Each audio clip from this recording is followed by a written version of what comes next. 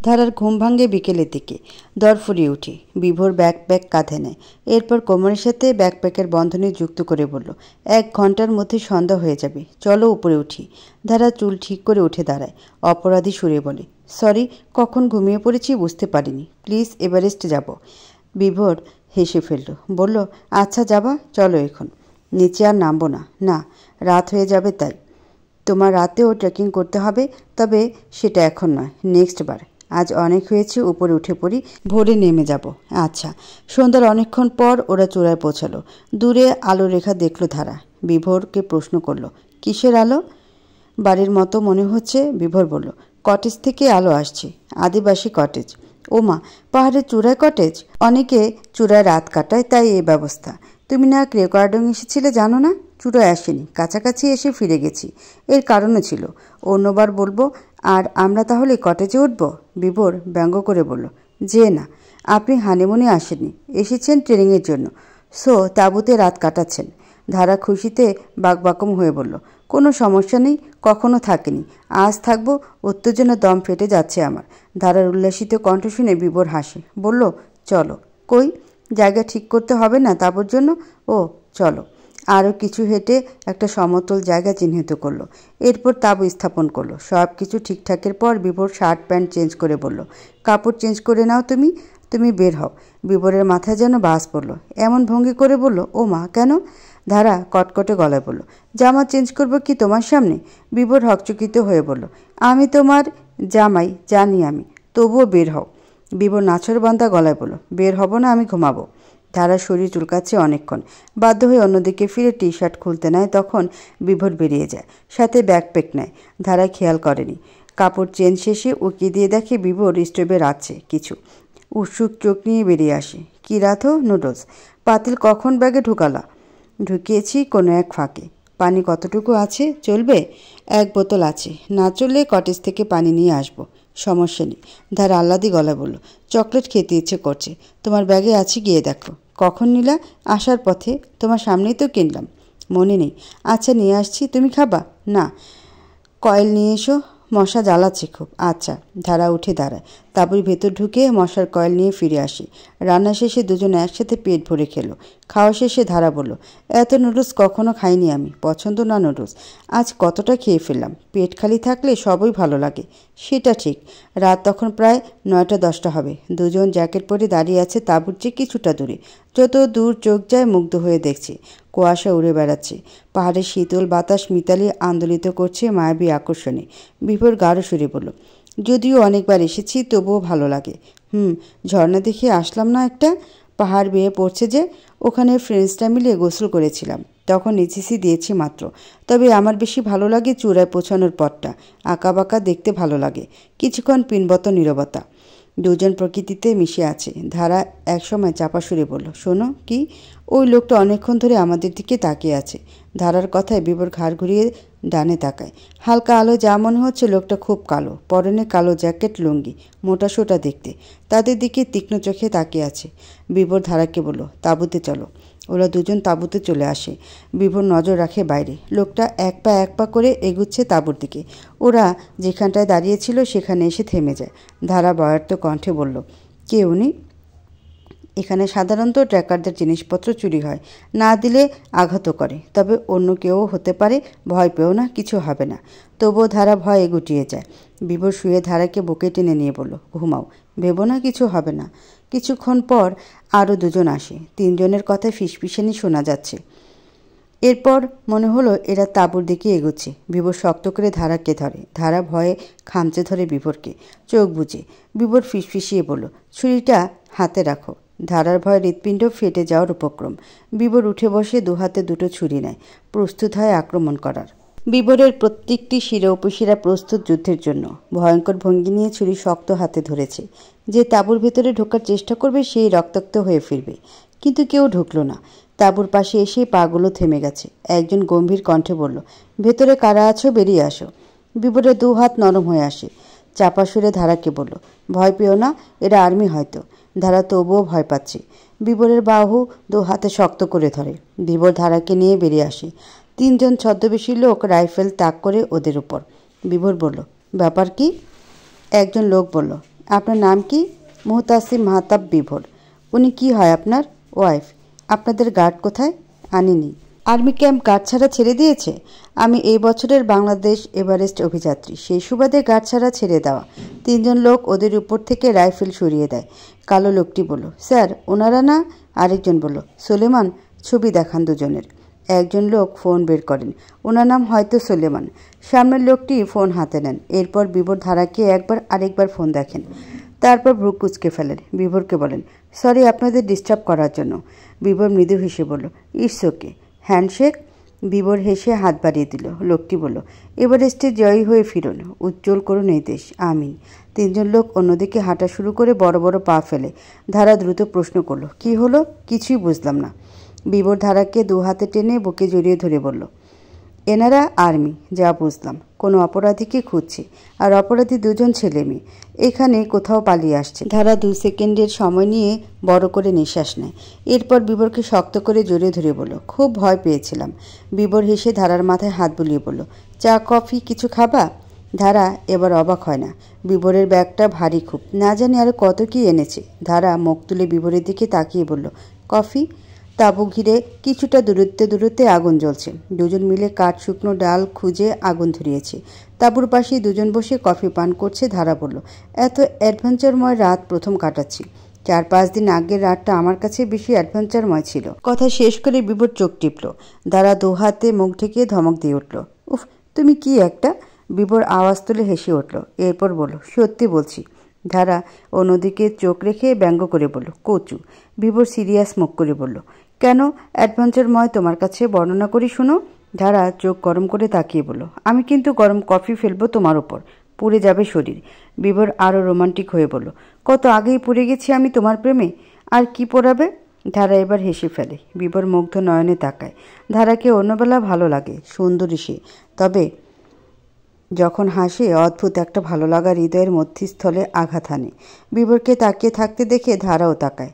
4 চোখের মিলন ঘটে নিঃশব্দে। চোখেরও ভাষা আছে। দুজনের মনে হচ্ছে দুজনের চোখ দিয়ে কথা বলছি। কি অদ্ভুত না? বিভোর কফি রেখে উঠে দাঁড়ায়। ধারার বুকে মুহূর্তে আলোড়ন তৈরি হয়। বিভোর যত এগুচ্ছে তত বেশি আলোড়িত হচ্ছে ভেতরটা।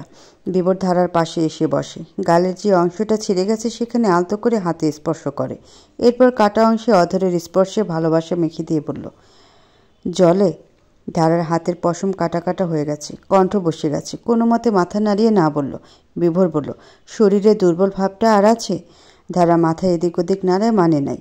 বিভোর নরম কণ্ঠে বলল, যদি বলি এখনই আমরা নেমে যাব চূড়া থেকে, পারবে? সে শক্তি আছে? ধারা অবাক চোখে তাকায় বিভোরের দিকে। বিভোরের চোখে রোমান্টিক চাহনিটা নেই। ধারা বলল, পারবো। ঘুম পাচ্ছে? না। জুতা চেঞ্জ করে জ্যাকেট আর লেদারের গ্লাভস পরে আসো। কেন? যা বলছি করো। ধারা গুমোট মুখ করে তাঁবুতে ঢুকে। জ্যাকেট পরতে পরতে বিড়বিড় করে, সেই কখন ঘুমাতে বলেছিল, ভয়ে ঘুমায়নি। ধ্যাত, ঘুমিয়ে গেলেই ভালো হতো। এখন কি ট্রেনিং দিবে আল্লাহ জানে। তারপর বেরিয়ে আসে।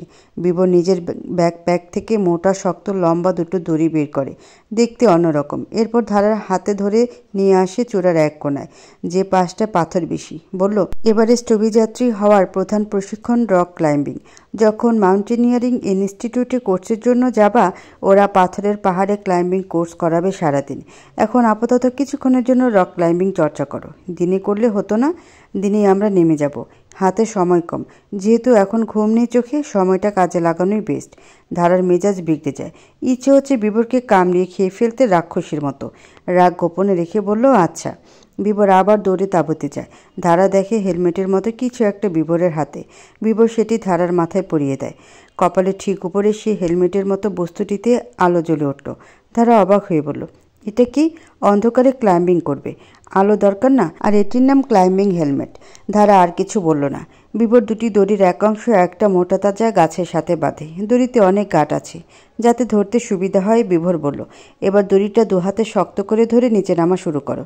কিছু সময়ের ব্যবধানে দড়ি বেয়ে 25 ফুট নিচে নেমে আসে ওরা। ধারাকে হালকা বেগ পেতে হয়। মাটিতে পা রেখে বিভোর বলল, এবার দড়ি বেয়ে উপরে উঠতে হবে তোমাকে। হ্যাঁ? জি।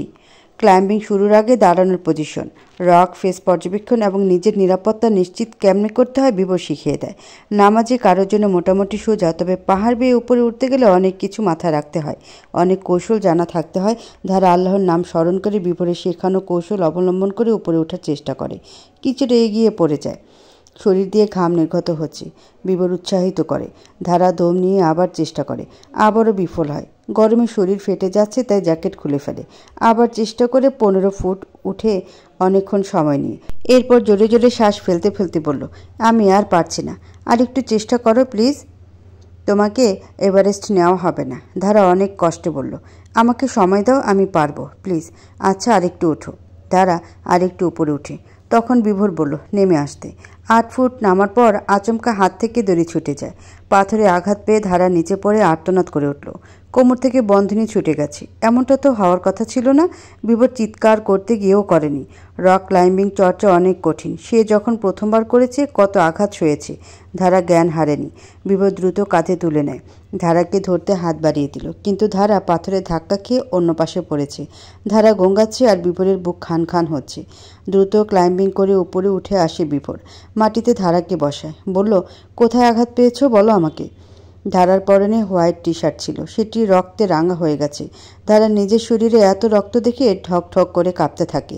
পরক্ষণেই জ্ঞান হারায়। আকস্মিক ঘটনায় বিভোর হতভম্ব, বারবার ডাকতে থাকে ধারাকে, কিন্তু ধারা সাড়া নেই। রাত গভীর তখন, ঝিঝি পোকা আর নিশি পোকার ডাক শোনা যাচ্ছে চারিদিকে। বিভোরের মনে পড়ে ধারার হিমোফোবিয়া আছে, কিন্তু দিনে এতবার আহত হলো ধারা, তখন তো রক্ত ভয় পায়নি, জ্ঞান হারেনি। এত সব ভাবার সময় নেই। বিভোর দ্বিতীয়বারের মতো কাঁধে তুলে নেয় ধারাকে, দড়ি রেখেই তাঁবুতে ফিরে আসে। স্লিপিং ব্যাগে শুয়ে দেয়। সারা শরীরে রক্ত। কোথায় আঘাতটা পেয়েছে বোঝা যাচ্ছে না। সূক্ষ্ম চোখে খুঁজতে থাকে আঘাতটা কোথায়। কয়েক সেকেন্ডে খুঁজে পায়, ডান হাতের বাহুতে জখম হয়েছে, আর বাম পায়ের হাঁটুতে। বিভোর বুদ্ধি শূন্য হয়ে পড়ে। এত সাহসী শরীরও যেন কাঁপছে। ব্যাগ থেকে প্রাথমিক চিকিৎসার যাবতীয় জিনিসপত্র বের করে রক্ত পড়া বন্ধ করে ব্যান্ডেজ করে দেয়। এরপর ধারা শরীর থেকে সব রক্ত মুছে ব্যাগ থেকে আরেকটা টি শার্ট আর ট্রাউজার বের করে পরিয়ে দেয়। নিজের শার্ট শরীরেও রক্ত লেগে আছে, তাও পরিষ্কার করে। ধারা বেঘরে ঘুমাচ্ছে বা অজ্ঞানই। রাত তখন 3টা, আগুন নিভে গেছে। বিভোর আশপাশ থেকে আরও কিছু কাঠ সংগ্রহ করে বাইরে আগুন জ্বালায়। এদিক ওদিক তাকিয়ে দেখে কেউ আছে নাকি। এরপর ধারার পাশে শুয়ে পড়ে। ধারার মুখের দিকে তাকায়, মুখটা ফ্যাকাশে হয়ে আছে, বুকে চিনচিন ব্যথা হচ্ছে, কেউ যেন সুচ দিয়ে ঘা করছে। কেন এত কষ্ট সইছে মেয়েটা? কিসের এত টান তার এভারেস্টের প্রতি? আদুরে কণ্ঠে ডাকলো, ধারা, এই ধারা। জাগেনি ধারা। বিভোর ধারাকে বুকে টেনে নিয়ে চোখ বন্ধ করে। যখন ঘুম ভাঙে টের পায় পাশে ধারা নেই। বুকটা ছ্যাদ করে ওঠে। বিভোর খালি গায়েই বেরিয়ে আসে। ধারা স্টোভে রাঁধছে। বিভোরের প্রাণ ফিরে আসে। এগিয়ে এসে বলল, কি রাধো, এই পা হাত নিয়ে বেরিয়েছ কেন? নুডলস ছাড়া আর কিছু পেলাম না তোমার ব্যাগে, তাই নুডলসই রান্না হচ্ছে। আচ্ছা সরো, বাকিটা আমি করি। খাওয়া দাওয়া শেষে বিভোর সব গুছিয়ে নেয়। ধারা একটু দূরে মাটির উঁচু অংশে বসে আছে। সে বলল, নামবো কীভাবে এই পায়ে? বিভোর কিছু বলল না। ধারা আর প্রশ্ন করল না। তাঁবু ব্যাগে ঢুকিয়ে বিভোর বলল, তোমার হিমোফোবিয়া আছে ভুলেই গিয়েছি। আর গতকাল দিনে এতবার হাত পা ছিল, তোমার রক্ত আসলো তখন তো ভয় পেতে দেখেনি। হিমোফোবিয়া আক্রান্ত যারা, ওরা তো রক্ত দেখলেই ভয় পায়। ধারা শান্ত সুরে বলল, যতবার ছিঁড়েছে 2 ফোঁটার রক্ত বেশি আসেনি। তখন ভয় হয় হালকা, তবে এতটা না, বেশি রক্ত দেখতে পারি না, সহ্য হয় না, শ্বাস প্রশ্বাস বেড়ে যায়, মাথা ঘোরায়, শরীর কাঁপে। তোমার ব্যাপারটা অন্যরকম তাহলে। কম রক্তে কিছু হয় না। আদিবাসী কটেজে এসে জোর করে ধারাকে ভাত খাইয়ে দেয়, নিজেও খায়। শরীরে শক্তির প্রয়োজন যে অনেক। এরপর ধারাকে কোলে তুলে নেয়। ধারা চিৎকার করে উঠে বলল, এই কাজ করো না প্লিজ, তোমার খুব কষ্ট হবে, পারবে না। বিভোর হাঁটতে হাঁটতে বলল, আমি নিজেকে সুপারম্যান ভাবি না ধারা, কিন্তু নামতে তো হবে নাকি? তোমার ভালো চিকিৎসা দরকার। পাথরের কোনো খাড়া অংশে আঘাত পেয়েছো বা অন্য কিছুতে বাজেভাবে জখম হয়েছে। 2 ব্যাগ আর তোমাকে নিয়ে 30 মিনিটের উপরে হাঁটতে পারবো এই বিশ্বাস আছে। যখন কষ্ট হবে কোথাও বসে রেস্ট নিব। সারাদিনই তো পড়ে আছে, ধীরে ধীরে যাব। ধারা তবুও নাছরবান্দা গলায় বলল, প্লিজ নামো, আমার ওজন আছে অনেক। ধারা ছটফট করতে থাকে। বিভোর ধমকে বলল, ধারা নড়ো না, চুপচাপ থাকলে কষ্ট হবে না আমার। ধারা ব্যর্থ হয়ে দীর্ঘ শ্বাস ছাড়ল। মিনিট 20 মাথায় বুদ্ধি আসে। বিভোরকে বলল, আমার ট্রেনিং চলছে, আর এভারেস্টে জখম হবার সম্ভাবনা আছে, তাই না? তখন তো তুমি আমাকে কোলে করে এভারেস্টে জয় করাবে না? আমাকে আহত শরীর নিয়ে এভারেস্টের চূড়ার দিকে এগোতে হবে, আর এই জন্য অভ্যস্ত হওয়া দরকার আছে আগে থেকেই। সো এখন নামাও, আমাকে জখম নিয়ে হাঁটা শেখার সুযোগ করে দাও। কথাটা একদম যুক্তিসম্মত। বিবর ধারাকে নামিয়ে দেয়, বলল, আমাকে ধরে হাঁটো। ধারা মৃদু হাসল। 1 ঘন্টা হাঁটার পর ধারার পা অবশ্যই আসে। কিছুক্ষণ রেস্ট নিতে বসে, তবুও আর হাঁটা যাচ্ছে না। তখন আবার বিভোর কোলে তুলে নেয়। 30 মিনিট পর নামিয়ে দেয়। ধারা আরও 30 মিনিট হাঁটে, আবার বিভোর কোলে তুলে নেয়। এভাবেই দুপুর 3টায় এসে পৌঁছায় বগালেকে। ওরা বগালেকের কটেজে ওঠে। ফ্রেশ হয়ে দুজন খাওয়া সম্পন্ন করলো। ধারাকে খাইয়ে দেয় বিভোর। এরপর বলল, শুয়ে পড়ো, একটু ঘুমানোর চেষ্টা করো, কাল ভোরে বের হব আমরা। ধারা শুয়ে পড়ে। বিভোর পাশে শুয়ে ধারার পেট জড়িয়ে ধরে বলল, আমারও খুব ঘুম পেয়েছি। ধারা মৃদু হেসে বলল, ঘুমাও। মিনিট 4 পর বিভোর ধারার মুখের উপর ঝুঁকে বলল, কি ভাবো? ধারা হেসে বলল, কিছু না। বিভোর ধারার কপালে চুমু দিয়ে শুয়ে পড়ে। তখন ধারা বলল, আমাকে একবার শক্ত করে জড়িয়ে ধরবে? ভেজা কণ্ঠের কোমল অনুরোধ ছিল। বিভোর সচকিত হয়ে আবার ঝুঁকে তাকায়। ধারা বলল, একটু বসতে হেল্প করো প্লিজ। বিভোর উঠে বসে ধারাকে বসায়। এরপর ধারা বলল, এবার খুব শক্ত করে জড়িয়ে ধরবে? নিঃসংকোচ আবেদন। বিভোর নিজেকে ধারার আহত পা থেকে একটু দূরত্ব রেখে জড়িয়ে ধরল। ধারা বাম হাতে বিভোরের পিঠ খামচে ধরে। বিভোর ধারার নাক টানার আওয়াজ পায়। ধারা কি কাঁদছে? তুমি কাঁদছো ধারা? বিভোরের প্রশ্ন শুনে ধারা স্পষ্ট করে কেঁদে উঠল। বিভোর দ্রুত ধারাকে বুক থেকে সরিয়ে মুখের দিকে তাকায়। কাঁদছো কেন? কষ্ট হচ্ছে? ব্যথা করছে খুব? ধারা কান্না আটকাতে গিয়ে আরও ফ্যাঁস শব্দ তুলছে। বিভোর অনুভূতি শূন্য হয়ে পড়ে। ধারা নিজেকে সামলিয়ে বলল, তোমাকে হারানোর ভয় বুকে কাটা হয়ে বিঁধে আছে, সব সময় খোঁচায়, স্পেশালি যখন ভালোবাসো খুব। বিভোর ধারার দুগালে হাত রেখে বলল, এই জন্য এত কান্না? ধারা মাথা নাড়ায়। বিভোর বলল, ভালোবাসায় হারানোর ভয় থাকবেই। সেই ভয় রুখতে যারা পারে তারাই আজীবন একসাথে থাকে। আমরা রুখব, ফাইনাল, কোনো ছাড়াছাড়ি নাই। দুনিয়া এপার ওপার হয়ে গেলেও তুমি আমার, আমি তোমার। বিভোর হাসি ধারার কথা শুনি। বলল, আগে যাহা বলিবেন, এবার ঘুমিয়ে পড়ুন। আচ্ছা, আমি তোমার কি? এমন প্রশ্নে বিভোর থমকায়। এরপর একটা চমৎকার ভঙ্গি নিয়ে বলল, তুমি আমার বৃষ্টি। বৃষ্টির এক একটা ফোঁটা যখন আওয়াজ তুলে মাটিতে পড়ে তখন মনে আনন্দের ঢেউ ওঠে। তেমনি তুমি যখন হাঁটো, তোমার পা আর মাটির সংঘর্ষ হয়ে যে আওয়াজ তুলে, তা আমার ভেতরে শিহরণ জাগায়। মনে হয় এই তো আমার ধারা হাঁটছে, আমারই আশেপাশে আছে। ধারা হাসে, চোখে জল, মুখে হাসি। কি সুন্দর। ধারা বলল, তুমি যখন আমাকে বৃষ্টি বলো, কেমন অদ্ভুত শিহরণ কাজ করে। মনে হয় এই ডাকে বশ করেছ আমায়। আমি যেখানেই থাকি না কেন, তোমার এই ডাক একবার আমার কানে আসলে আমি মন্ত্রমুগ্ধ হয়ে দৌড়ে আসব। বিভোর মৃদু হেসে বলল, রিয়েলি? এত বর্ষতে কেন এই বৃষ্টিতে? I don't know. তবে তোমার মুখে বৃষ্টি নিয়ে এত কথা শুনতে শুনতে বৃষ্টি এখন আমারও ভালো লাগে। সঙ্গদোষ? জি না, সঙ্গগুণ। দুজন একসাথে হাসি। বিভোর শুয়ে আদুরে গলায় বলল, আমার বৃষ্টি, এবার আপনি আমার বুকে ঝাঁপিয়ে পড়ুন তো দেখি। ধারা হেসে বিভোরের বুকে মাথা রাখে। বিভোর ধারার মাথায় হাত বুলিয়ে দিয়ে বলল, আর কোনো কথা নয়, একেবারে ঘুম। সন্ধ্যায় উঠে খাবে। আচ্ছা। এরপর দিন জিপে করে ওরা রুমা বাজার আসে। এরপর বান্দরবান সদর হাসপাতালে ধারার পা দেখাতে আসে। সকাল থেকে রক্তক্ষরণ হচ্ছে, ব্যথাও করছে। রক্ত দেখে দুবার রাস্তায় অজ্ঞান হয়েছে ধারা। ডাক্তার ব্যান্ডেজ খুলে পা দেখেন। ধারার ক্ষতস্থানে সূচের মতো পাথর পেয়েছেন তিনি। সেটি সরিয়ে আবার নতুন করে ব্যান্ডেজ করে দেন। ধারার চোখ খিচে কাচ্ছে ব্যথায়। বিভোরকে দেখে শান্ত মনে হচ্ছে, তবে ভেতরে দাও দাও করে জ্বলছে। ডাক্তারকে প্রশ্ন করল, ঢাকা যাওয়া মনে হয় পসিবল না আজ? ডাক্তার বললেন, এখন জার্নি করা অশোচনীয়। 2 দিন ট্রিটমেন্ট নিক, কিছুটা সুস্থ হয়ে তবেই যাত্রা শুরু করুন। হাঁটুর হাড়ে বিষধর ব্যথা। হাঁটুর পুরোটা অংশ ব্যথায় ফ্যাকাশে কালো হয়ে আছে। 2 দিন মেডিসিন নিয়ে সাবধানে থাকলে ব্যথা সেরে যাবে। হাতের বাহুতেই আবার ব্যথা কম। ডাক্তার ব্যথা কমার জন্য ইঞ্জেকশন দিতে চান। তখন বিভোর আতকে উঠে বলল, প্লিজ ডক্টর, আসতে দিবেন। ডাক্তার বলল, উনি যে ব্যথা সহ্য করছেন তার কাছে এটি কিছু নয়। বিভোর 2 হাতে চোখ ঘুরে। ধারা হেসে ফেলে। বিভোর এত বড় বড় ব্যাপারকে সামলিয়ে ফেলে, আর সামান্য ইঞ্জেকশন এত ভয় পায়। বিভোর অ্যাকাউন্ট থেকে টাকা তুলে নেয়। এরপর হাসপাতালের আশেপাশের একটা হোটেল 2 দিনের জন্য বুকিং করে। রুমে ঢুকে ধারাকে বিছানায় শুয়ে দেয়। তখন ধারা বলল, ইঞ্জেকশন ভয় পাও?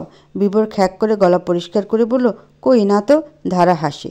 বিভোর তাহলে সত্যিই ইঞ্জেকশন ভয় পায়? ধারা বলল, বাড়ি ফিরি, তারপর আমার কথা না শুনলে ইঞ্জেকশন মারব। হ্যাঁ।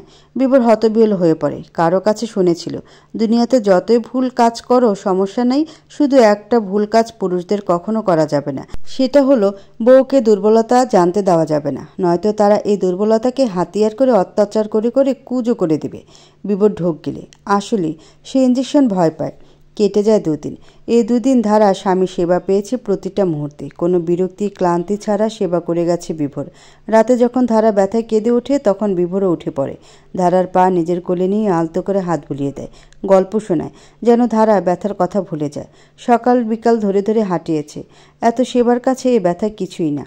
দুদিনে পুরোপুরি শেষ, কাটাছেঁড়া অংশ শুকিয়ে এসেছে। দুজন বেরিয়ে পড়ে ঢাকার উদ্দেশ্যে। 3 দিন পর দিশারির বিয়ে। গতকাল থেকে কল করে খুব জ্বালাচ্ছে। যথাসময়ে ঢাকা পৌঁছে ওরা। এরপর দিন দিশারি সায়নের সাথে দেখা করে। বিকেলে 4 জন বিয়ের শপিং করতে বের হয়। বিয়ের দিন চলে আসে। ধারা ফুপির বাড়িতে থাকছে 2 দিন ধরে, কারণ ভাইয়া ভাবিরা এসেছে। বিয়ের সময়টা রাতে। ধারা ব্যাগ খুলে লেহেঙ্গা বের করতে গিয়ে একটা শাড়ি দেখতে পায়, আকাশি রঙের, সাথে আকাশি রঙের গয়না, গাজরা, পায়েল, চুড়ি, একটা আকাশি রঙের চিরকুট। চিরকুট খুলে লেখা, ধারা নামের পরিটাতে আকাশি রঙে কত মানায় তা কি সে জানে? ধারা হাসল। দিশারি তখন এসে বলল, গতকাল রাতে পাঠিয়েছিল আমার কাছে, আমি তোর লাগেজে রেখে দিয়েছি। রাত 7টার দিকে পুরো সেন্টার উল্লাসে মেতে ওঠে। বিভোর ধারার দিকে নিষ্পলক দৃষ্টিতে কখন থেকে চেয়ে আছে। এ যে আশেপাশে এত এত মানুষ, সবাইকে অগ্রাহ্য করে যে কারোর চোখ ধারার উপর পড়বে, আকাশি রঙে সেজে আছে ধারা। ধারার ভাইয়েরা কাছে, তাই কাছেও যাওয়া যাচ্ছে না। এ যে কি কষ্ট। এরই মধ্যে চোখে পড়ে সৈয়দ দেলোয়ার হোসেন আর বাদল মেজবাকে। বিভোর বিড়বিড় করে, ও মাই গড, বাবা ভাইয়াকে কে ইনভাইট করলো?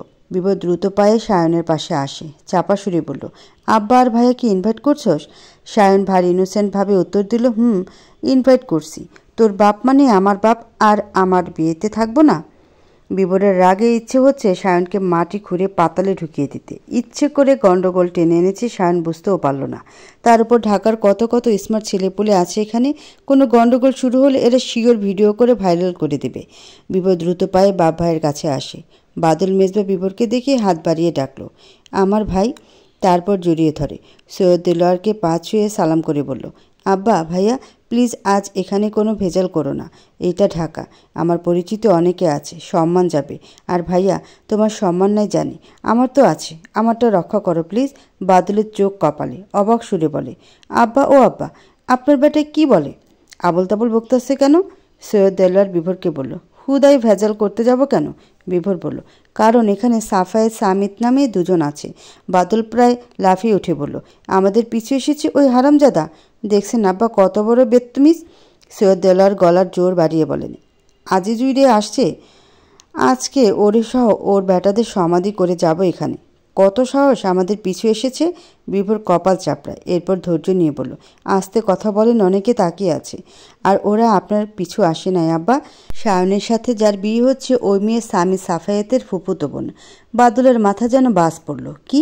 সৈয়দ দেলোয়ার করুণভাবে বলল, আহারে কত ভালো ব্যাটা সায়ন, ওর আত্মীয় এরা হচ্ছে। বিভোর একটু দেখ যদি সায়ন ব্যাটারে বাঁচানো যায়, নয়তো এদের বিষে বেচারা নীল হয়ে যাবে।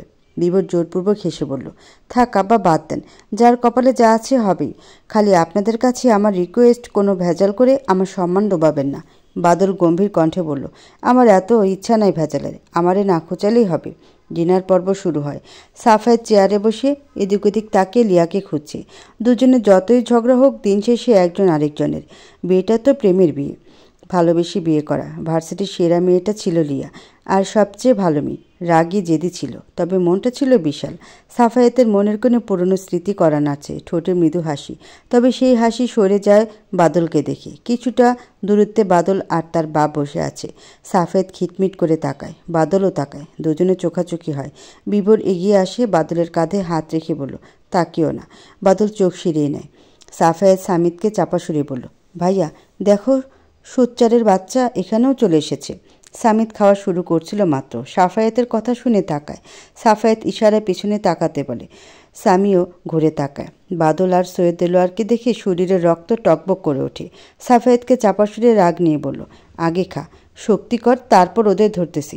সাফায়াত মাথা নাড়িয়ে খাওয়া শুরু করে। বাদল খাওয়ার ফাঁকে আরও চোখে তাকায়। সাফায়াতও তাকায়। বাদল চোখ সরিয়ে নেয়, আবার তাকায়। তখন সাফায়াত ইশারায় বোঝায়, ধরতে পারলে একবার ভর্তা করে দেব। বাদল বিভোরকে বলে, দেখ আমার ইশারায় কী সব বলতেছে, আমারে খুঁচাচ্ছে। বিভোর ভ্রু কুঁচকে বলল, পাত্তা দিও না। খাওয়া শেষে সাফায়াত বাদলের দৃষ্টি লক্ষ্য করে থুতু ফেলে। বাদল জ্বলে উঠে বিভোরকে বলল, ও কিন্তু সীমা ছাড়িয়ে যাচ্ছে, আমি আর সহ্য করতে পারছি না, আমি ওর ঘাড় মটকে দেব। পরিস্থিতি হাতের বাইরে চলে যাচ্ছে। ধারার ভাইটাও এত ঝগড়াটে। বিভোর দ্রুত ফোন বের করে ধারাকে টেক্সট করে। ধারা কোথা থেকে দৌড়ে আসে সাফের সামিতের কাছে। সাফি হেসে বলল, কিছু বলবি টুইঙ্কেল? ধারা একবার আরও চোখে বিভোরের দিকে তাকায়, তারপর বলল, তোমাদের সাথে থাকতে এসেছি, অপরিচিতদের মাঝে আর ভালো লাগছে না। সাফায়েত বলল, আয় বস। আর জানিস পরি কী হয়েছে? বাদুলে আর ওর বাপে আমাদের পিছু ধরে এখান অবধি চলে এসেছে। ধারা সাফায়েতের পাশে বসতে বসতে বলল, দিশা আপুর বরের আত্মীয় ওরা, মানে ওই যে বিভোর, ওনার ফ্রেন্ড সায়ন ভাইয়া, ক্লোজ ফ্রেন্ড, তাই ইনভাইট পেয়ে এসেছে। সাফায়েত কতক্ষণ থ মেরে বসে থাকে। এরপর সামিত বলল, হইছে, এসব খচ্চরের কথা বাদ। বিয়ের নাচ গান ফেলে রেখে বিভোর তার বাপ ভাইকে পাহারা দেয়, আর ধারা তার দুই ভাইকে। রাত 10:30 প্রায় মানুষ চলে যায়। এখন যারা আছে সব সায়ন দিশারির আত্মীয় স্বজন। রাত 11:30 আসে বিদায়ের পালা। সবাই সিঁড়ি ভেঙে নামছে, দিশারি সায়ন পাশাপাশি হাঁটছে। আচমকা সায়নের পা দিশারির শাড়ির সাথে পেঁচিয়ে যায়। তখনই ঘটে অঘটন। সায়ন উল্টিয়ে পড়ে বাদলের উপর, আর বাদল সাফায়েতের উপর। সাফায়েত পড়ে 2-3টা আন্টির উপর। সবাই চিৎকার করে উঠল। সাফায়েত বাদল দুজন দ্রুত উঠে দাঁড়ায়। দুজন দুজনের শার্টের কলার খামচে ধরে। এতক্ষণে জমে থাকা রাগ ছাড়ার এই সময় একজন আরেকজনকে ঘুষি কামড় চিমটে যা পারে দিতে থাকে। বিবশও আরও কয়েকজন এগিয়ে যায়, তবু ওদের থামানো যায় না। একজন আরেকজনকে এমনভাবে ধরে রেখেছে যে জন্মান্তরে বাঁধন ছুটবে না মনে হচ্ছে। দুদিক থেকে দুজনকে অনেকে মিলে টানছে আলগা করার জন্য, কিন্তু কিছুতেই ছুটছে না। সাফায়েত বাদলের পরনের কাপড় ছিঁড়ে গেছে টানাটানিতে। সায়নের দাদা 90 বছরে বৃদ্ধ। তিনি হাতের লাঠি দিয়ে সাফায়েত আর বাদলের পিঠে আঘাত করেন। তখনই দুজন ছুটে যায়। বিপুল লজ্জায় জায়গা ত্যাগ করে বাইরে এসে বাইকের উপর বসে। কিছুক্ষণ পর বাদল আসে, ছেঁড়া শার্ট গায়ে। বিভোরের পাশে এসে দাঁড়িয়ে বলে, সরি। বিভোর বাদলের সরি অগ্রাহ্য করে বলল, আজ তো থাকবে, চলো ফ্ল্যাটে, আব্বা কই আসতেছে। ফ্ল্যাটে চলে আসে ওরা। বিভোর ফ্রেশ হয়ে বিছানায় মাত্র শুয়েছে, তখন হন্তদন্ত হয়ে বাদল এসে রুমে ঢুকে। হাতে সুতি কামিজ। বিভোরকে বলে, বিভোর তুই মেয়ে আনস বাসায়? এটা কার জামা? ছি, তুই এমন। বিভোর সচকিত হয়। কিছু বলার আগে বাদল উল্টো ঘুরে হাঁটা শুরু করে আর বলে, আব্বা আব্বা, আপনার বেটায় ঢাকায় এসব কি করে দেখেন। বিভোর দ্রুত বিছানা থেকে নামতে গিয়ে কম্বলে হুমড়ি খেয়ে ফ্লোরে পড়ে। আবার উঠে দাঁড়ায়, পাশের রুমে দৌড়ে আসে। বাদল এরই মধ্যে বিচার দিয়ে দিয়েছে। বিভোর কড়া চোখে বাদলের দিকে তাকায়, যার অর্থ তুমি বড় ভাই না দুশ্মন। সৈয়দ দেলোয়ার রাগী সরে বললেন, বিভোর তোমাকে ভালো ভেবেছিলাম। সাধারণত যখন সৈয়দ দেলোয়ার রেগে যান তখন তুমি করে সম্বোধন করেন। বিভোর কাঁদো কাঁদো হয়ে বলল, আব্বা বিশ্বাস করেন আমার চরিত্র পবিত্র খুব। আপনার ছেলে কখনো খারাপ হতে পারে? বাদল ভাইয়া হলে অন্য কথা, আমি অমর না আব্বা। বাদল হা হয়ে যায়, বলে, আমার চরিত্র ভালো না বললি?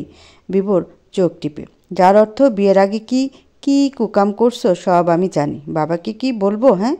বাদল ঢোক গেলে বলল, ওহ মনে পড়ছে আব্বা, বিভোরের অফিসে সাংস্কৃতিক অনুষ্ঠান হয়েছিল কয়দিন আগে। তখন ও বেটির অভিনয় করছিল, তাই এসব জামা কাপড় কিনছে। আমি আরও কি ভাবছি, মাত্রই মনে পড়লো। দেন দেন জামাটা দেন, কি সুন্দর জামা, আমিও কিনবো একটা। আব্বা আপনি ঘুমান, ভাই চল আমরাও ঘুমাই। সৈয়দ দেলোয়ার হতবুদ্ধি হয়ে পড়েন। কি হলো ব্যাপারটা? বাদল ড্রয়িং রুমে এসে বলে, যা বাঁচিয়ে দিলাম। এরপর ফিসফিসিয়ে বলল, কিন্তু সত্যিটা কি গার্লফ্রেন্ডের সাথে লিপ টুগেদার করিস? আরে না ভাইয়া, আমাকে ওরকম ভাবো। জামাটা আমারই, ওই যে সাংস্কৃতিক অনুষ্ঠান। জামাটা হাতে নিয়ে বিভোর হাসে। এরপর নবাবী চালে রুমে ঢুকে দরজা বন্ধ করে দেয়। বাদল চেঁচিয়ে উঠল, আমি ঘুমাবো কোথায়? দরজা লাগেছিস কেন? ফ্লোরে ঘুমাও, ফ্লোরে ঠান্ডা, কলিজার টুকরা ভাই, দরজা খোল। বিভোর কিঞ্চিত কপাল কুঁচকে সোফায় আদর্শা হয়ে বসে টিভি দেখছে। ধারা কিছুক্ষণ আগে লাগেজ নিয়ে ফ্ল্যাটে এসেছে। কাপড় চেঞ্জ করে বিভোরের সামনে এসে দাঁড়ায়। বিভোর তাকায়, বলে, আসো। ধারা সোফায় পা তুলে বিভোরের কোলে শুয়ে বলল, কি ভাবছো? বিভোর ম্লান হাসলো। ধারা আবার প্রশ্ন করলো, কোনো কিছু নিয়ে চিন্তিত? বলো আমাকে। বিভোর ধারা চোখে দেখে তাকায়। এরপর বলল, তোমার হিমোফোবিয়া আছে বিমালোম, ভুলেই গেছিলাম। ধারা ঠোঁট টিপে 2-1 সেকেন্ড তাকিয়ে থাকে। বিভোর আর কিছু বলছে না, তাই বলল, ভুলে গিয়েছিলাম বলে চিন্তিত? বিভোর মাথায় নাড়ায়। ধারাকে কোলে নিয়ে রুমে আসে, ঘনিষ্ঠ হয়ে পাশাপাশি শুয়ে বলল, একটা কথা বলবো ধারা? লেট করবে না? মন দিয়ে শুনবে। ধারার মুখের রং চেঞ্জ হয়ে যায়। কি এমন বলবে? তবুও বলল, আচ্ছা বলো। বিভোর ধারার এক হাতের আঙ্গুলের সাথে আঙ্গুল জড়িয়ে বলল, একবার ট্রেকিং করে দেখলো তো কি অবস্থা হয়েছে। কুমার পর্বত খুব ঝুঁকিপূর্ণ ট্রেকিংয়ের জন্য। আমরা যাই যদি গ্রুপের সাথে যাব। তখন চোখের সামনে অনেকে আহত হবে, গল গল করে রক্ত বের হবে, নিজেরাও আহত হব, আমিও গুরুতর আহত হতে পারি। আর যতজন আহত হবে ততবার ব্লিডিং হবে, ততবার তুমি সেন্সলেস হবা। তখন কি হবে? আমি কি তোমাকে কোলে নিয়ে ট্রেকিং করতে পারবো? তাহলে লাভ কি?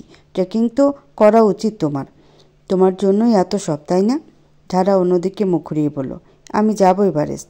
বিভোর ধারার চুল কানে গুজে দিয়ে বলল, শোনো পাগলি, সবসময় এত জেদ করতে নেই।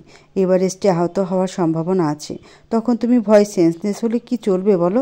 প্লিজ যাবো আমি। ধারা যুক্তি দিয়ে কথা বলো। হিমোফোবিয়া নিয়ে কেমনে পসিবল এত অ্যাডভেঞ্চার জার্নি? ধারা কাঁদো কাঁদো হয়ে বলল, প্লিজ। বিভোর ধারার কপালে চুমু দিয়ে বলল, তুমি যা চাইবে দেব, প্লিজ, তোমার যেতে হবে না। ধারা নিজের সিদ্ধান্তে অটুট রেখে নাছোড়বান্দা গলা দৃঢ়ভাবে বলল, আমি যাবই। তুমি না নিলে একাই যাব। বিভোরের রাগ ওঠে। বিছানা থেকে নেমে দরজায় জোরে লাথি দিয়ে বেরিয়ে যায়। দরজার আওয়াজে ধারা কেঁপে উঠল। বিভোর ছুরি দিয়ে পেঁয়াজ কাটছে। ধারা ধীর পায়ে হেঁটে আসে, রান্নাঘরে উকি দেয়। মনে হচ্ছে বিভোর এখনও রেগে আছে। কাচুমাচু হয়ে বিভোরের পাশে এসে দাঁড়ায়। বিভোর পাত্তা দিল না, নিজের মতো কাজ করে যাচ্ছে। ধারা বিভোরের পিঠে চিমটি দেয়। বিভোর বুক খেয়ে ফিনে। ধারা বলল, এই যে। বিভোর শুনেও না শোনার ভান ধরল। ছুরি হাতে নিয়ে ফ্রিজের দিকে এগোয়। মুরগি বের করে আবার চুলার সামনে আসে। ধারা পেছন থেকে জড়িয়ে ধরে। ধারাকে সরাতে গিয়ে অসাবধানবশত হাত থেকে ছুরিটা পায়ে পড়ে। নতুন ধারালো ছুরি ছিল, তাই সাথে সাথে পা কেটে যায়। বিভোর বলে আর্তনাদ করে ওঠে। ধারার উৎকণ্ঠা। কি হয়েছে? বিভোর টুলির উপর বসে। বিভোরের পায়ে রক্ত দেখে আতকে ওঠে ধারা। কাঁপতে থাকে থরথর করে। মাথা ভনভন করছে। অজ্ঞান হওয়া যাবে না কিছুতেই। ধারা দ্রুত রুমে ঢুকে এড বক্স নিয়ে আসে। বিভোর বলল, দাও আমার কাছে, তুমি রুমে যাও। ধারা শুনল না। তুলা দিয়ে রক্ত মুছতে থাকে। ধারা শরীর কাঁপছে, থরথর করে। ভয়ে কাঁদছেও, কিন্তু সে ভয় পেতে চাচ্ছে না, অজ্ঞান হতে চাচ্ছে না। বিভোরের রক্ত পড়া বন্ধ করতে হবে। মনের জোর বাড়ায়, কাঁপতে কাঁপতে স্যাভলন লাগিয়ে দেয়। এরপর ব্যান্ডেজ করে। বিভোর বাধা দেয়নি। খেয়াল করে ধারা অজ্ঞান হচ্ছে না। কাঁপছে কিন্তু অজ্ঞান হচ্ছে না। কেন? ব্যান্ডেজ করে শেষে ধারা ক্লান্ত হয়ে ফ্লোরে বসে। আচমকা লুটিয়ে পড়ে ফ্লোরে। বিভোর আহত পায়ে ধারাকে কোলে করে রুমে নিয়ে আসে। এরপর পরিচিত একজন ডাক্তারকে কল করে হিমোফোবিয়া নিরাময় সম্পর্কে জানতে। এই রোগ কি কোনো রকম ট্রিটমেন্ট করে সরানো যায়? ডাক্তার চেম্বারে আছেন। বিভোর তৈরি হয়ে বেরিয়ে যায়। চেম্বারে এসে ডাক্তারের সাথে আলোচনা শুরু করেন। ডাক্তার বলেন, হিমোফোবিয়া নিরাময় ওষুধের চাইতে দৃঢ় ইচ্ছাশক্তি আর মনোবলই বেশি কাজে দেয়। রোগীকে মনে রাখতে হবে, রক্ত কেবল মানবদেহের অতি প্রয়োজনীয় একটি উপাদান। একে ভয় পাবার কিছুই নেই। বিভোর বলল, আচ্ছা, আর কোনো তথ্য? আর হিমোফোবিয়া নিরাময় এক্সপোজার থেরাপি বেশ ফলাফল দিয়ে থাকে। এই থেরাপিতে রোগীকে বারবার রক্তের সংস্পর্শে এনে সেটির সাথে অভ্যস্ত করানো হয়। এতে করে রোগী বুঝতে পারে রক্ত নিয়ে যে ভয় সে এতদিন পেয়ে আসছিল তা নিতান্তই অমূলক। এভাবে তার ভয়ও আতঙ্ক কেটে যায়। আরও কিছু তথ্য জেনে বিভোর ফ্ল্যাটে আসে। ধারা তখনও অজ্ঞান। কিছুক্ষণ পর ধারা জেগে ওঠে। বিভোর ধারার মাথায় হাত বুলিয়ে বলল, ঠিক আছো? বিভোর রসিকতা করে বলল, শোনো, রক্ত কিনেছি। ধারা চোখ মুখ খিচে বলল, কিসের রক্ত? কেন? মানুষের রক্ত। তুমি আমি গোসল করব রক্ত দিয়ে, আজীবন সুন্দর থাকবো। রক্তের কথা শুনে ধারার শরীরের পশম কাটা কাটা হয়ে যায়। যা, কি বলছো? সত্যি? শান এখনই নিয়ে আসবে। আমি অর্ডার করেছি অনলাইনে। হ্যাঁ বলছো? অনলাইনে রক্ত অর্ডার করা যায়? চাপা মারো। আর সায়ন ভাইয়ের না আজ হানিমুনে যাওয়ার কথা? যাবে রাতে, এখন রক্ত নিয়ে আসছে। চাপা রাখো। আজাইরা বকবক। পায়ে রক্ত পড়া কমছে? কমছে। বাট চাপা না সত্যি। যদি ভয় পাও, অজ্ঞান হয়ে যাবা এমন মনে হয়, তবে এখন যা যা বলবো তাই করবে। দূর, মজা নিচ্ছ। আরে শোনো। ধারাকে বুঝিয়ে দেয় শরীরের নিয়ন্ত্রণ হারানোর পথে হলে কি কি করতে হবে। কলিং বেল বেজে ওঠে। বিভোর দরজা খুলে দেয়। সায়নকে প্রশ্ন করে, দেখতে রক্তের মতো তো? সায়ন হেসে বলল, 100%। দে। সায়ন একটা প্যাকেট বিভোরের হাতে দিয়ে চলে যায়। বিভোর সাদা বালতিতে কাগজের দ্রব্য গুলে দেখতে একদম রক্তের মতো। সহজে কেউ ধরতে পারবে না এটা কি। বিভোর বালতিটা নিয়ে রুমে এসে হেসে বলল, রক্ত চলে এসেছে। ধারা কেঁপে উঠল। বিভোর ধারার সামনে বালতিটা ধরে বলল, ভয় পাবা না, এগুলো ভয় পাওয়ার মতো কিছু না, নর্মাল ভাবে নাও। ধারা চাদর খামচে ধরে। বালতির দিকে তাকাতেই শরীর গুলিয়ে ওঠে, নিঃশ্বাস ভারী হয়ে আসে। অনুরোধ করে বলে, প্লিজ এটা সামনে থেকে সরাও, আমার ভয় করছে খুব। এত রক্ত! বিভোর আরও এগিয়ে আসে। ধারা পিছিয়ে যায়, ডুকরে কেঁদে ওঠে, বলে, আমার নিঃশ্বাস বন্ধ হয়ে আসছে, মাথা ঘোরাচ্ছে, কষ্ট হচ্ছে, প্লিজ সরাও এটা, আমি নিতে পারছি না। বিভোর বালতিটা দূরে রেখে বলল, যা যা বলছিলাম করো, অজ্ঞান হওয়া যাবে না। ধারা নিজের হাত দুটোকে পায়ের কাছে নিয়ে আসে মুষ্টিবদ্ধ করে, যেন কিছু একটা আঁকড়ে ধরে আছে। এভাবে 10 থেকে 15 সেকেন্ড থাকে। এরপর দম ফেলে ধীরে ধীরে শ্বাস প্রশ্বাস নিয়ন্ত্রণের মাধ্যমে মানসিক চাপকে সামলে নেয়। হাতের পেশিগুলোকে শিথিল করে ফেলে, পায়ের পাতা দিয়ে ভূমির ওপর চাপ প্রয়োগ করে, একই সাথে নিজের হাঁটুকে হাত দিয়ে চেপে ধরে। এরপর পায়ের পেশিকে শিথিল করে, যেভাবে আছে সেভাবেই 15 থেকে 20 সেকেন্ড পার করে। নিজের শরীরকে নাড়িয়ে এমন একটি ভঙ্গিমা করে যেন ধারা উঠে দাঁড়াতে চলেছে। এটা অনেকটা দরজায় কলিং বেল বাজলে হাত পা ঝাড়া দিয়ে চেয়ার থেকে উঠে দাঁড়ানোর মতো। পুনরায় শ্বাস প্রশ্বাসের গতি কমিয়ে আনে। এভাবে শরীরে সবগুলো পেশির কষ্ট সমাপ্ত হয়। মানে ধারা সমস্ত শরীর এখন আশঙ্কামুক্ত। বিভোর হাসে। ধারা দৌড়ে এসে জড়িয়ে ধরে। বিভোর জড়িয়ে ধরে বলল, রক্ত দেখে এভাবে অভ্যস্ত হতে হবে, মনোবল বাড়াবে, দেখবে একদিন আর রক্ত ভয় পাচ্ছ না। 2 সপ্তাহ পর কর্ণাটকের মধ্যে দ্বিতীয় পর্বশৃঙ্গ কুমার পর্বতে ট্রেকিংয়ের জন্য বের হয় দুজন। দক্ষিণ ভারতের সবচেয়ে কঠিন ট্রেক এটি। গত 2 সপ্তাহ ধারার হিমোফোবিয়া অনেকটা নিয়ন্ত্রণে চলে এসেছে। সেই সাথে দুজন প্রতিদিন ভোরে দৌড়িয়ে শরীরের প্রস্তুতি নিয়েছে। নতুন করে trek T shirt, trek pant, trekking জুতা কিনে নেয়। রবিবার দুপুরে কর্ণাটকে এসে পৌঁছায়। এরপর রাত 9টায় বেঙ্গালুরু থেকে একটি সংস্থার সাথে যাত্রা শুরু করে। পরদিন কুক্কা নামে একটি জায়গায় পৌঁছে সকাল 5টায়। নাস্তা করতে করতে ট্রেক গাইড এবং বাকি 16 জনের সাথে পরিচয় পর্ব শেষ হয়। ধারাকে নিয়ে মেয়ে ছিল 5 জন, একজন খ্রিস্টান, 3 জন হিন্দু আর ধারা। ট্রেক গাইডের নাম শঙ্কর রায়। তিনি বলেন বসে কখনো বিশ্রাম না নিতে, দাঁড়িয়ে দাঁড়িয়ে বিশ্রাম নিতে এবং পানি খুব কম খেতে। যখন খাড়া পাহাড় বেয়ে উপরে ওঠা হবে তখন ঝুঁকে না হেঁটে শির দ্বারা সোজা করে হাঁটতে। এরপর 6টা 30-এ ট্রেক শুরু হয়। ট্রেকের রাস্তাটি মায়াবী গহীন অরণ্যে আচ্ছাদিত। কিছুক্ষণের মধ্যে নিস্তব্ধতা নেমে আসে। মানুষের কণ্ঠে সারা শব্দ নেই। শুকনো পাতা জুতার ঘর্ষণে মর্মর আওয়াজ আর পাখির কিচিরমিচির আওয়াজ চারিদিকে। নীরবতা ভেঙে ধারা বলল, এভাবে চুপচাপ হাঁটতে ভালো লাগে না। নিস্তব্ধতার মাঝে ধারার আস্তে কথা বলাটা মাইকে কথা বলার মতো আওয়াজ তোলে, সবার কানে যায়। খ্রিস্টান মেয়েটি পিছিয়ে আসে, ধারার পাশাপাশি দাঁড়ায়, আস্তে করে বলল, নাম কি তোমার? ধারা হেসে বলল, সিদ্ধাতুল ধারা। আর তোমার? ইলেনা আনা। আমি শুধু আনা বলি। মনে হচ্ছে আমরা এক বয়সী। অবশ্যই। তুমি বাংলাদেশি? তুমি? আমিও বাংলাদেশি। আমরা তাহলে এক দেশি? এখানে চেনা পরিচিত কেউ আছে তোমার? আছে, ওই যে ব্লু টি শার্ট পরা, উনি আমার বড় ভাইয়া। তাই নাকি? 2 ভাই বোনই ট্রেকার দেখছি। বিভোর বলল, এত কথা কেন বলো ধারা, তেষ্টা পাবে। সরি, আর বলবো না। 37 বয়সী একজন লোক ঘাড় ঘুরিয়ে হেসে বললেন, প্রতিবার ট্রেকিংয়ে একটা মেয়ে থাকবে যে কথা ছাড়া থাকতে পারে না। সবাই হাসলো, বিভোরও। 4 কিলোমিটার হাঁটার পর ধীরে ধীরে সবাই বিশ্রামের জন্য থেমে যায়। বিভোর, ধারা, আনা এবং আনার ভাই গাড়িতের দম বাকি এখনও। তারা এগোতে থাকে। জঙ্গল গভীর থেকে গভীরতর হচ্ছে। রাস্তার এক পা ফেলার জায়গা, শুধু দুপাশে ঘন ঝোপঝাড়। কিছুক্ষণ পর আনা এবং গাড়ি থেমে যায়। বিভোর, ধারার আংশিক দম বাকি। ওরা হাঁটতে থাকে। মাঝে 2-3 বার এক ঢোক করে পানি খায়। মিনিট 20 হাঁটার পর শরীর ক্লান্ত হয়ে আসে। ধারা শরীরের ভার ছেড়ে ঘাসে শুয়ে পড়ে। বিভোর বলল, জোক আছে, ধারা ওঠো। ধারা লাফিয়ে ওঠে। বিভোর হেসে খেজুর বের করে, ধারাকে দেয় এবং নিজে খায়। পানি খেয়ে নতুন উদ্যমে যাত্রা শুরু করে। পথিমধ্যে বিভোর বলল, ভাত্রারা মানেতে পৌঁছে দুপুরের খাবার খাবো। ওকে, খুব কষ্ট হচ্ছে? তার চেয়েও আনন্দ হচ্ছে বেশি। এত অ্যাডভেঞ্চারমান লাইফ লিড করব ভাবিনি। খুব খুশি আমি। বিভোর হাসে, স্থির হয়ে দাঁড়ায়। ধারা পিছন ঘুরে বলল, দাঁড়ালা কেন? বিভোর ওদিক ওদিক তাকিয়ে বলল, কেউ নাই আশেপাশে। ধারা ভ্রুকুচকে বলল, তো এনার্জি কমে যাচ্ছে, একটু কিস্টিস হলে এনার্জি বাড়বে। আর এটা ট্রু। ধারা হেসে হাঁটা শুরু করে। বিভোর পিছন ডাকে, আরে ধারা, বিশ্বাস করো, এটা ট্রু। হাজব্যান্ডের চুমুতে অনেক পাওয়ার। জাস্ট একটা নিয়ে দেখো, মনে হবে সুপারম্যান হয়ে গেছো। উড়ে উড়ে ট্রেকিং শেষ হয়ে যাবে। ধারা এবার জোরে হেসে ফেলল। বিভোর ধারার হাত ধরে আটকায়। ধারা বলল, সিরিয়াসলি? তবে কি মিথ্যে? বিভোর ধারার একদম নিকটে চলে আসে, তখনই আনার কণ্ঠ। ধারা চমকে চোখ খুলে। বিভোর দ্রুত সরে যায়, একবার আনাকে দেখে হাঁটা শুরু করে। আনা এসে অপরাধী সুরে বলল, সরি ধারা, ভুল সময় এন্ট্রি নিয়েছি। ধারা লজ্জায় মিয়ে যাচ্ছে, আমতা করে বলল, আরে না, তেমন কিছু না, চলো হাঁটি। চলো। একটা ব্যক্তিগত প্রশ্ন করি? করো। শুরুতেই বুঝেছি তোমরা দুজন কাছের, তবে হাজব্যান্ড ওয়াইফ নাকি গার্লফ্রেন্ড বয়ফ্রেন্ড বুঝতেছি না। ধারা হেসে বলল, হাজব্যান্ড আমার। গারেত আনাকে ডাকে পানি খেতে। তখন বিভোর ধারাকে ফিসফিসিয়ে বলল, এমন গহীন অরণ্যেও থার্ড পার্সনের অভাব নেই, শালার কপাল। ধারা হেসে বিভোরের সামনের চুল কয়টা টেনে দেয়। বিভোর বলল, তোমাকে সুপারম্যান করাও হলো না। ধারার চোখ গরম করে বলল, তুমি আজ ফাজিল হয়ে গেছো খুব। হাঁটবা নাকি মারবো? প্রায় 7 কিলোমিটার হাঁটা শেষ হলে ওরা ভাত্তারা মানেতে পৌঁছায়। তখন দুপুর 1:20। বিভোর ধারা আনা গারেত ছাড়া কেউ তখনও পৌঁছায়নি।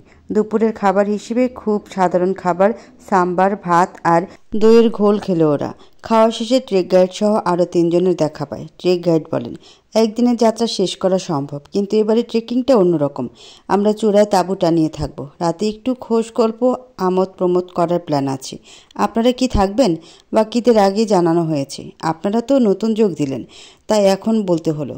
শুরুতে বলতে বেমালুম ভুলে গিয়েছি। শিওর? বিভোর হেসে বলল। ট্রেক গাইড বলেন, আর মনে রাখবেন, রাতে আক্রমণের শিকার হতে পারেন, প্রস্তুতি রাখবেন। আগে এমনটা হতো না, ইদানিং কিছু চক্র এখানে ঘুরে বেড়ায়, ট্রেকারদের জিনিসপত্র ছিনিয়ে নেয়, মেয়েদের অসম্মান করে। So be careful. বিভোর এক হাতে শক্ত করে ধারাকে ধরে। ধারা বিভোরের দিকে তাকায়। বিভোর চোখের ইশারায় বোঝায়, চিন্তা করো না, আমি আছি। তবুও ধারার ভয় হচ্ছে, কি হবে সন্ধ্যার পর আল্লাহ জানেন। বিভোর ব্যাগটা আরেকবার দেখে নেয়, ছুরি আছে নাকি। এরপর বন দপ্তরের কার্যালয়ে নিজেদের নাম এবং জিনিসপত্র নথিভুক্ত করে দ্বিতীয় পর্যায়ে ট্রেকের জন্য রওনা দেয়। শুরু হয় শুকনো ঘাসের জমি। কড়া রোদ তখন মাথার উপর, শরীর ঘামছে, সবাই টুপি পরে নেয়। বিভোর ধারাকে বলল, ক্যাপ আনোনি তাই না? ধারা অপরাধীর মতো মাথা এদিক ওদিক কাত করলো। বিভোর নিজের ব্যাগ থেকে 2টো টুপি বের করে, একটা ধারাকে দেয় এবং বলে, আসার আগে বারবার বলছি সব নাও, তবুও নাওনি। দরজা বন্ধ করার আগে চোখে পড়ে ক্যাপটা সোফায়, তখন নিয়ে আসি। মেয়েরা এত কেয়ারলেস কিভাবে হয়? ধারা গর্ব করে বলে, হাজব্যান্ড এত কেয়ারিং হলে ওয়াইফকে কেয়ারলেস হতেই হয়। এটা কি তোমার বানানো রুলস? ধরে নাও। বিভোর হেসে ধারার হাত ধরে শক্ত করে প্রশ্ন করলো, খারাপ লাগছে? ধারার চোখ ছোট হয়ে গেছে, মুখে ক্লান্তির ছাপ, তবু হেসে বলল, পানি খাবা? দাও। ক্রমশ সবার ক্লান্তি বাড়তে থাকে, যে যার মতো পথে বসে পড়েছে বিশ্রামের জন্য। বিভোর ধারা এগিয়ে আছে। সবার মনে কুমার পর্বতের চূড়ায় পৌঁছার খুশির স্রোত শুরু হয়েছে। খাড়া পাহাড় বেয়ে উপরে ওঠা শুরু, চিকন মাটির রাস্তা, পাশে গভীর খাদ। ধারা যেভাবে হাঁটছে পড়ে যাওয়ার সম্ভাবনা রয়েছে। বিভোর বারবার বলছে, ধারা সাবধান, এত সাইড দিয়ে হেঁটো না, মাঝখান দিয়ে হাঁটো। কিন্তু ধারা সাবধান থাকতে পারল না, মাটি ভেঙে পড়ে যায়। বিভোর চিৎকার করে নিচে তাকায়। বিভোরের চিৎকার শুনে কিছুটা দূরত্বে থাকা আনা এবং গারের দৌড়ে আসে। ধারা দুহাতে মাটি খামচে ধরে ঝুলে আছে। বিভোরকে উকিয়ে দিতে দেখে চিৎকার করে আকুতি করে, প্লিজ তুমি নেমো না। বিভোর নিচে নামার জন্য পা বাড়ায়, এই রিস্ক নেওয়ার সাহস তার নেই। ধারা একবার ছুটে গেলে শেষ হয়ে যাবে। গারেত বিভোরকে বলল, এভাবে আপনি ওনাকে বাঁচাতে পারবেন না, দড়ি আছে। বিভোর ভয়ে বুদ্ধিহীন হয়ে পড়ে। গারেতের মুখে দড়ি কথাটা শুনে হুঁশ আসে। দ্রুত দড়ি বের করে নিচে ছুঁড়ে দেয়, বলে, শক্ত করে দড়িটা ধরো। কিছুক্ষণের চেষ্টায় ধারাকে উপরে তোলা সম্ভব হয়। বিভোর ধারাকে শক্ত করে জড়িয়ে ধরে।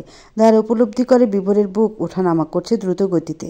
বিভোর ধারার দুগালে হাত রেখে অশ্রুরুদ্ধ কণ্ঠে বলল, আমার বুকটা এখনও শান্ত হচ্ছে না, তুমি কেন এত কেয়ারলেস? কবে ঠিক হবে? ধারা হতবাক। বিভোর কাঁদছে, গলা কাঁপছে, জল গুড়িয়ে গাল অবধি চলে এসেছে। বেশি ভয়ে সে নয়, বিভোর পেয়েছে। আর বিভোরের হৃৎপিণ্ড দ্রুত গতিতে চলছে। 19-20 হলেই ধারা চিরতরে হারিয়ে যেত জীবন থেকে। ভাবা যাচ্ছে না একদম।